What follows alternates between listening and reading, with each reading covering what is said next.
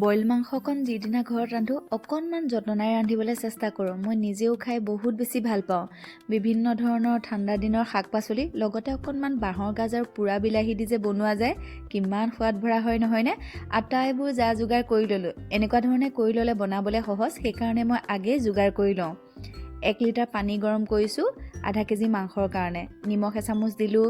এয়া খুন্দি লোৱা নহৰু, আদা, জলকীয়া, জ্বলা অকণমান সৰহকৈ দিছোঁ দেই, পিঁয়াজ এটা, গাজৰ কেইডোখৰমান আৰু আলু এটা, এইবোৰ দি অকণমান লৰাই দিলোঁ। এতিয়া মাংসখিনি মই অকণমান ননষ্টিকৰ পেনতে পানীখিনি যোৱালৈকে ভাজি ল'ম, মানে মাংসৰ কেঁচা পানীখিনি যোৱালৈকে ভাজি ল'ম। তেনেকুৱা ধৰণে যদি বনোৱা যায় নহয়, বইল মাংসকণ বহুত বেছি সোৱাদ ভৰা হয়। বিলাহীটো আকৌ এইফালে এতিয়া পুৰি ল'ম। অকণমান কটাৰীয়ে ফুটাই ফুটাই দিছোঁ। বিলাহীটো পুৰো মানে এইফালে মাংসখিনি দিয়েই দিলোঁ। আনফালে আকৌ আটাইবোৰ সুন্দৰকৈ সিজিয়াই আহিছে। আলু, আদা, নহৰু, গাজৰ এইবোৰ আধা সিজা হওঁতেই মাংসখিনিও দি দিলোঁ। বাৰীলৈ গ'লোঁ, চাওকচোন কি সুন্দৰকৈ আমাৰ লাই শাক হৈছে, তাৰে এমুঠি ছিঙি আনিলোঁ।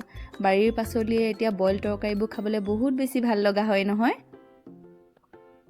ঢাকন উদঙাই এতিয়া ধনিয়া পাত মুঠি দিলোঁ। তাৰপিছতে দি দিম লাই মুঠি অকণমান মুটুকিয়াই। এনেকৈ দিয়াৰ পিছতে আৰু অকণমান সময় লৰাই লৰাই ঢাকন মাৰি মাৰি সিজাই থাকিলোঁ। মাংস যিহেতু সিজাবলৈ অকণমান সময় লাগেই। বাঁহৰ গাজ এচামুচ দি দিছোঁ। এতিয়া বিলাহীটো সুন্দৰকৈ ঠাণ্ডা হৈছে, মানে বাকলি গুচাই কাটি ল'ব পৰা হৈছে আৰু মাজে মাজে ফালি ল'লোঁ। ফালি লোৱাৰ পিছতে এতিয়া মাংসখিনিতে দি দিম। এনেকুৱা ধৰণে নিশ্চয় সকলোৱে ৰান্ধে, কিন্তু মই ৰন্ধা পদ্ধতিৰে এবাৰ ৰান্ধি চাবচোন, বহুত বেছি ভাল লাগে। এতিয়া সুন্দৰকৈ লৰাই ল'লোঁ। লাষ্টত দি দিম জালুক এচামুচ। খুন্দি লোৱা জালুক এচামুচ দিয়াৰ লগে লগে প্ৰায় পৰিৱেশন কৰিব হৈয়ে গৈছে। সকলোৱে নিশ্চয় এইখন জুতি লৈয়ে।